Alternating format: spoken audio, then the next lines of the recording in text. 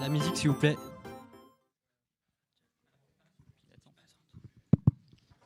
Hello. Yes. Okay. Hi everyone. Bonjour. Really glad to open EFCC this year with my talk, Seeing Like a Protocol. My name is Barnabé Monnot. I'm a research scientist at the Robust Incentives Group. It's a research team of the Ethereum Foundation. We mostly deal with mechanism design, protocol crypto economics, and there'll be a few talks from us today. And so what is this Seeing Like a Protocol about?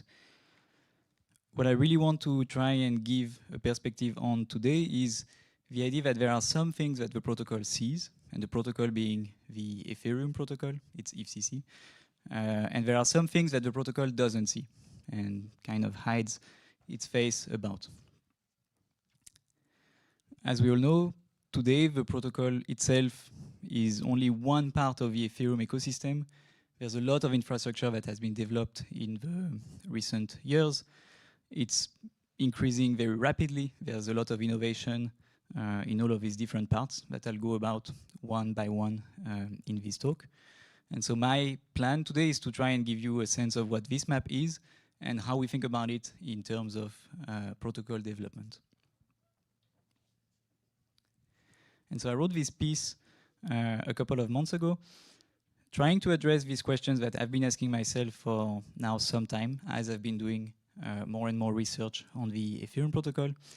And namely, these questions are, where does protocol credibility come from? Because oftentimes we feel like we need to enshrine things in the protocol because the protocol has more power, because the Ethereum protocol is more highly regarded or can do things that maybe infrastructure that's developed on the protocol cannot do. And when we do this, we have to ask ourselves, well, if we keep putting things in the protocol, what is the capacity of the protocol and how much can it defend? Because it's really a question of how do you defend these mechanisms that you've enshrined in the protocol? And then what is the relation between the Ethereum protocol and other domains that may interact with it? And I think this relation is very important when you think about the defense too. So I'll just give you the TLDR now, but that's basically the TLDR of the post is the idea that the protocol is really set up by this diffuse community, which is you, me, everyone in this room, people attending conferences, people using Ethereum to do their economic transactions. Yeah, many stakeholders that will be too long to enumerate. And how this protocol is set up, you have this process of governance, which is what we know as the rough consensus, trying to add things to the protocol, trying to decide, well, how should we shape Ethereum so that it suits our needs? And really the ultimate goal of the protocol, to me at least, but to many people I expect, is the decentralized provision of block space for users to achieve maximal welfare. So we want to satisfy the maximal amount of economic needs with our protocol. And the implication of that, if we want to maximize the user welfare, it means that we need to minimize the rents of the people who are running the protocol. And so to achieve this goal, the protocol that the community has set up delegates its execution to a set of operators that we know as validators in proof of stake and that we knew as miners in proof of work. But the delegation is not without issues. When we delegate things, we have what we call a principal agent problem, and then we need to ensure that the people we delegate things to are aligned with our objectives. So we need to ensure that the validators are aligned with the objectives of the protocol. And so two ways that we kind of keep check on their work are with these two things. So think of it as like information and action. So first one is protocol introspection. So we try to build into the protocol ways to obtain credible signals about the environment or about the performance of validators in the protocol state. And by building these signals, we can then act upon them. So you have the second step of protocol agency, which is that we respond to the signal that we get with either updates to our state, with rewards, or with punishments to the validators. And so you really have this relationship between the protocol and the validators here. But with these opportunities, so building in introspection, building in agency, it gives us, let's say, more space. It gives us more room to act upon things and to control the environment that the protocol evolves in. But it also means that there are threats. And one threat, for instance, one threat to introspection is that most of the signals that the protocol gets, they actually come from validators themselves. And so the validators may try to attack the credibility of a signal. For instance, by credibly committing to doing rational majority attacks or to doing many other attacks that have been discussed for now, at least even since Bitcoin existed. And now a threat to protocol agency, when we say, okay, we're going to shape the behavior of validators or shape the behavior of a protocol so that we achieve these outcomes that we want, then we might end up being too prescriptive about these outcomes. We might say, you know, we really want EIP 1559 to burn things. We want PBS to be enshrined so that we have this block production that happens trustlessly by the protocol. We enshrine some kind of market structure. But the more we enshrine, the more we have to ask ourselves, are we optimizing for the right thing? Because when we enshrine something, we enshrine some kind of mechanism and we enshrine the outcomes that we are trying to induce with this mechanism. And if we choose wrong, we might optimize for the wrong thing. And so, yeah, that's pretty much the TLDR. Now I just want to go through like some of these bubbles that were on the initial map. I'll talk a bit about first the validators as consensus allocators. And it's really the foundational role of validators. They're here to come to consensus over some state of a ledger and to get this consensus then approved by the larger, let's say, community. So how they do that is the consensus protocol, which is known as the consensus layer in Ethereum, it specifies rewards and penalties to evaluate the work of the validators. So some of the rewards, you have a block rewards when you make a block and you include votes from validators. You have some reward when you are voting correctly so that you induce consensus. And then you also get rewards from having transaction fees from the execution payload. In proof of stake, we have this property that we can also penalize directly validators. We don't need to rely on the extrinsic energy spent as a penalty to the operator. So we can, for instance, penalize the validators if they are inactive with the inactivity penalty, or we can penalize them with a slashing if they do faults that are attributably bad. And so the hope really is that with this fairly comprehensive system of rewards and penalties, we align the validators with the duty of making the blockchain that matches the specification of the protocol. But at the end of the day, though we try to reason as much as possible about the equilibrium properties of saying rational validators will follow the protocol, etc., we can still ask ourselves question that, well, is the protocol that we are writing really incentive compatible for validators to follow? And so one way that we've seen that is, so here is another way of seeing it is, the Ethereum protocol has a partial view on what the validators are doing, and this partial view is obtained with these rewards and penalties. But among things that the protocol does not see is timing. It has a loose vision of timing. It knows that blocks arrive at a certain time, but it doesn't have like a very precise vision. And something we've explored in our latest paper with, among others, Caspar and Thomas, is this idea of timing games, that validators may have this rational incentive to try and carve out more time while they are doing their duties. So for instance, if it's my turn to propose a block, I might want to wait a second or two more so that I get more MEV and get more profitable blocks and get more revenue for myself. But if everyone is waiting for a tiny bit more, then it just starts delaying everyone downstream. And so that can lead to potentially bad consequences. And so we have this paper that came out. I won't say too much about it, because right after this talk, we have Caspar in the same room telling you all about this.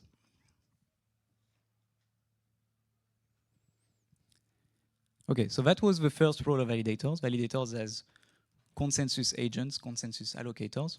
Now I want to talk about validators as resource allocators, which is, to me, the second most important function of validators, is this idea of providing block space, providing gas so that the users can run their transactions. And this is a mental model that I've adopted for some time now. The idea of the protocol essentially gives gas to validators, almost like lends gas or sells gas to validators, so that the validators can use it to satisfy user transactions. So thinking of the validators as market makers between, on the one hand, the supply of gas, which is protocol determined and protocol sold, and the users who want to use this gas so that they can execute their transactions. And the validators are in the middle. They're trying to make that allocation. They're trying to make that market. And what comes out of this is they build blocks. So of course, there are constraints on this market. For one thing, they can't use more than the gas limit, for instance, when they make a block. But another constraint that we have since August 2021 is EIP 1559, which is really, you can think of it as a way for the protocol to have this introspection over the demand for its resources. It's a really, really powerful signal. If you don't know EIP 1559, it's this idea that a transaction needs to pay at least a minimum fee to enter the chain. And how this minimum fee is determined, think of it as like Uber surge pricing. When too many people want to go on chain, the minimum price raises and tries to eliminate as much demand as possible to equalize the supply and the demand. When the fee is too high and people are not willing to pay it, the fee decreases automatically to then again readjust and let more demand in. This is done with this update rule that is here. We've already talked about it quite a lot, so we find more details in many of our talks. But what's powerful with the EIP 1559 is that it's a very generalizable pattern. Like, we found this way to get this credible signal for, let's say, the execution gas. And we realized, well, actually, you can use it for pretty much any kind of resource that the protocol is giving. And nowadays, we know that there's a kind of special type of users on our protocol, which are rollups. And rollups, they require this resource, which is data availability. They need to post their data on-chain to secure themselves. And so now what we can do is separate the EIP 1559 between the execution gas as we know it today and the data gas that allows the rollups to post their blobs. And so now the validators are market makers between these two users. And the slides are gone.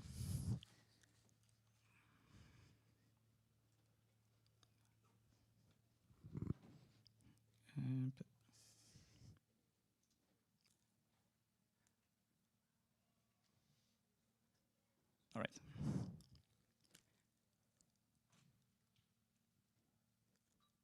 Okay, and so now the protocol starts having some vision over the rollups, thanks to this EIP 4844, which adds the data availability facility to the provision of gas. Okay, what's next? Let's do the builders. And so for that, I want now to think about validators as state allocators. So resource is really, I give you the raw material to execute your transactions. But now, as a validator, I also have some control over the state transition that will happen in my block. I choose the order of transaction. I choose what gets in, what does not get in. And so that gives me some power over allocating the state to certain users. So if I have two users that want to do the same arbitrage, ultimately, me as a validator, as the block producer, I'm the person who's going to decide which one of the two is going to be able to perform that arbitrage or not.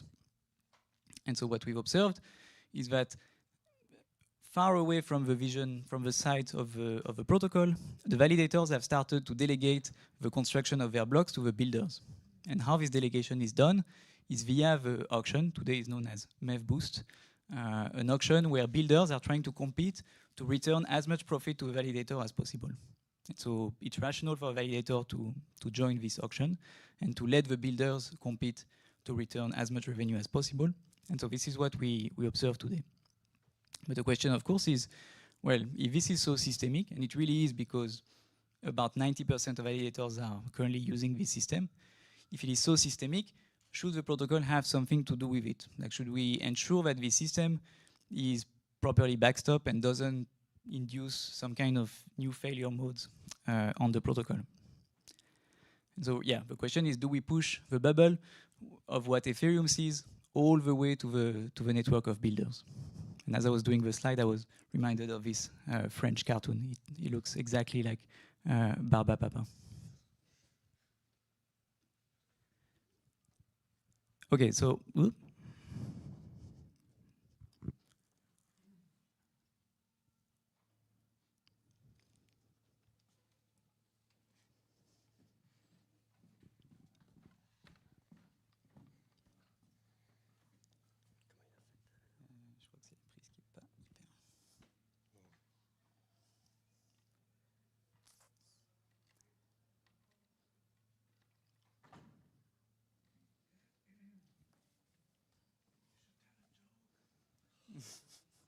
I don't have any jokes.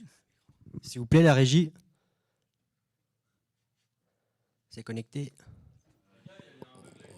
On est dessus, on est dessus. Okay, the joke is that the protocol should also organize conferences, and then we will backstop these types of failure modes.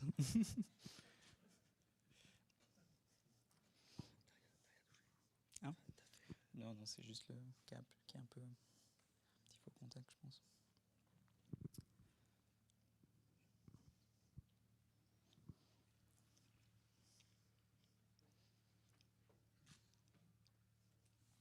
Je vais essayer de le...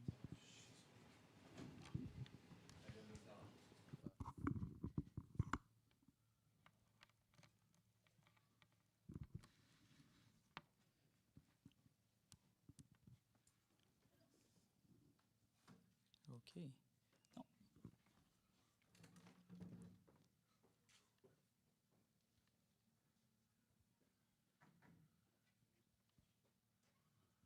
Okay, we're back. That means I get 10 minutes more, right? Yeah. Okay. Okay. Right. So we're asking ourselves if the protocol should have something to do with the builder network, and if it does, it also gives us, let's say, some ways of extending this zone of control. So for instance, in the future, if the protocol was able to see that auction that's going on between the validators and the builders, it could potentially capture the revenue from this auction. So it's this idea of MEV capture, known also as MEV burn or MEV smoothing, depending on what you want to do with the MEV. But having this vision over what the market is currently doing, what this builder to proposer market is doing, allows the protocol to backstop the fair exchange and to ensure that this fair exchange is done and that the protocol can capture the value. Yeah, that's not working very well.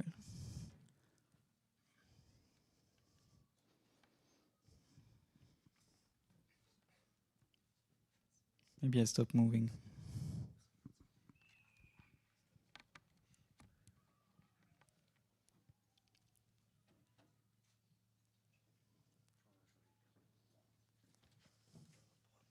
T'en as un autre?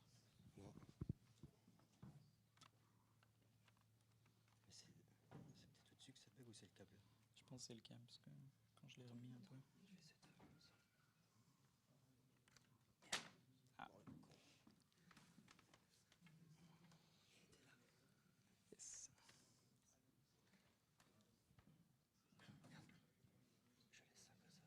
Yep. Okay, we're back. Woo. Sorry about that. Good. So, okay. So once we maybe enshrine protocol builder separation, we start having some vision of what's going on with this network of builders, and so that potentially gives us this introspection over the market between these builders and proposers, and also extends our agency in that now we have this action that we can actually capture the value and minimize the rents that the proposers are getting from this auction. All right, so next on the list is EigenLayer.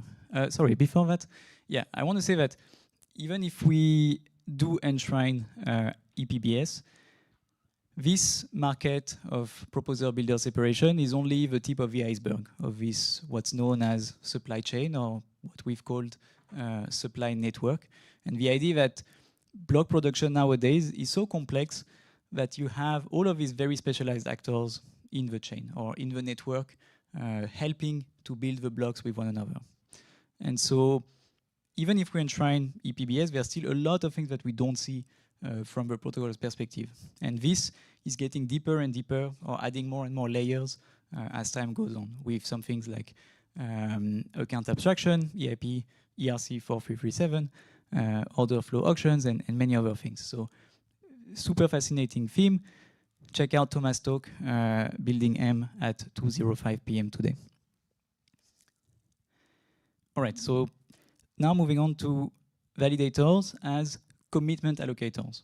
And so in our hierarchy, so we had first consensus, the fundamental agreeing on the data. Then we had resource providing this raw material. Then we had state, allowing for the allocation of state transitions, essentially. And now we have this commitment, which is, in my sense, a much more powerful object than any of the other ones. So a commitment is really a specification of something you will do given some state of the world. And so that has come to the fore once EigenLayer came out, once the ID came out. The idea that the validator stake can be encumbered, the way you would encumber some kind of debt or lien with extra collateral, let's say. So how to encumber the validator stake? You do that by essentially adding slashing conditions to your own stake. And so you're saying, my stake is at stake for proof of stake Ethereum protocol, for the consensus, but now I also allow myself to be slashed if I don't satisfy these new conditions that I add on top of my own stake. And these conditions, they are written as EVM programs. So they're basically smart contracts. If a smart contract gets the signal that you did something wrong, it raises a flag and it says, okay, the stake of that validator actually also will get slashed for this reason, beyond being simply securing the Ethereum protocol. And so essentially what we're doing here, what EigenLayer is doing, is letting validators make Turing-complete commitments secured by their stake. It's a really, really powerful primitive. But it can be a bit dangerous too, because today the protocol is blind. So for instance, if you're slashed by EigenLayer, the protocol still thinks you're fully staked. You're slashing on EigenLayer, that's an execution layer problem. So the protocol doesn't really see that actually you have 32 ETH at stake, but if the minute you get out, the minute you withdraw, you'll only get 16 ETH back. So for you as a staker, you feel like you have 16 ETH at stake. But from the protocol's perspective, still 32 ETH are at stake. And that can be dangerous, this misalignment. And so one way to fix it is with the execution layer triggerable exits, EIP 7002. And so that would allow, once you're slashed by some EigenLayer middleware, this slashing could be communicated to the consensus layer to properly account for your actual stake. You can potentially go even further with something that I've written about called PEPC, Protocol Enforced Proposer Commitments. And it's the idea that now you tie the block validity. So when the proposer is making the block, you tie the validity of this block to commitments that they entered into. And really what this gives you is the idea of Ethereum as this general purpose commitment engine and commitments that are secured by the validator stake, also known as a contract enforcing institution. Had tip Diego about this one. And so my hope with PEPC, and it's currently under research and I would say pretty far from implementation, but my hope is that it could generalize constructions such as PBS, which are really just commitments to using the block made by a builder and the builder giving you the block. So potentially PEPC could have like this more generalizable properties, and potentially it could also span multiple domains. So you could have commitments written on Ethereum that have some sort of information from other domains, and that could make it fairly powerful. And so I think of this analogy, instead of having this powered by Intel, you could have secured by Ethereum. So you could have like this very general way of reusing validator stake. And so now you start having some vision on what EigenLayer is doing. And I'm not going to talk about liquid staking, though I think it's a very interesting topic about alignment between liquid stakers and between the Ethereum protocol as well. But I will stop here for the cartography. And some parting words. So in all of these ways of seeing the validators, I think the most important way of seeing them is as agents of the community. So as people that are there to execute the will of the community that set up the protocol. Often, most of the mechanisms that I described here, so things like EIP 1559, things like Enshrined PBS or MEFBurn, they really only work if a majority of validators are honest. And so validators can disable the mechanisms if they wanted to. They can already do things like timing attacks, which are invisible to the protocol. but maybe there are more powerful attacks out there that validators can rationally ape in and participate into. So some things that are kind of on our radar is this idea of commitment attacks. And so, for instance, I could trustlessly bribe a bunch of validators to do something that's detrimental to the goals of the protocol. Or I could bribe them to misreport some kind of signal. And so what we're asking ourselves is whether the validator set is resistant to coalition deviations from coalitions, also known as strong Nash safety in game theory. And so in these cases where we see the validators, let's say, deviating as a group, you may require the community to step in. But the more mechanism you build into the protocol, the larger and the larger is the fence that you have to defend. And so the question is, yeah, how far can this fence extend? But some, let's say, more optimistic view on this is the idea that with proof of stake specifically, it's possible for the community to intervene and fork out. But most of the time, you don't want to do that because it's messy and because the reason why you set up this protocol in the first place is because you wanted to automate away all of the rewards, all of the punishments, all of the inducing the outcomes of the protocol. You didn't want to have anything to do with this. So you set up that protocol so that it would just autonomously go and realize your goals. And so that's really what we're trying to do, right? We're trying to commit to a course of action and have this introspection and agency help us realize these outcomes that we want. Of course, if validators actively undermine either, the community still provides that defense of last resort. And so to me, how I now summarize it is the idea that credibility is both introspection and agency, and this boundary condition of defense of last resort. And as a boundary condition, if you've done partial differential equations, most of the time they're really like extreme conditions of your system that you may not ever reach, but they really matter for how your system behaves as a whole. And so, yeah, so with these norms and with these expectations, we're really building up Ethereum as an institution, so as something that's greater than just the protocol. Sorry, that was a bit rushed, but yeah, that's the end of my talk.